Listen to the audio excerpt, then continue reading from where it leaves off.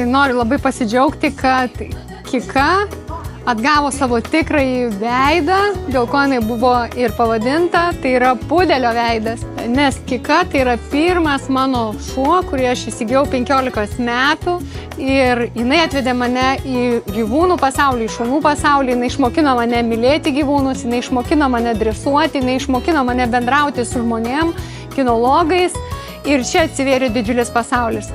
Dabar mes subrendome, Kika subrendo per 33 metus, parodyti, kad iš tikrųjų tai yra pudelis, tai yra tikra istorija, tikras šuo. Ir labai džiaugiuosi, kad tai padarė mūsų dizainerių komanda, tai yra mūsų vidinė komanda, kuri supranta, kaip gimė visa šita istorija. Ir kuo yra labai smagu, kad kelionė su tuo šunim vystė Lietuvos visą zoo biznį. Mes buvom pirmieji, kurie turėjom pirmą zoo parduotuvę, kuri buvo Miško gatvėj. Tai mes pirmieji, kurie pradėjome daryti prekinius ženklus tinklam, pirmieji, kurie kuriam produktus, būtent profesionalius produktus šitiem parodiniam šunim.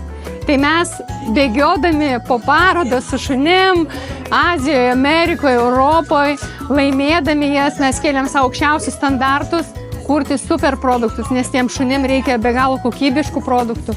Ir ta kelionė su šunim atvedė mus į savo privačius ženklus.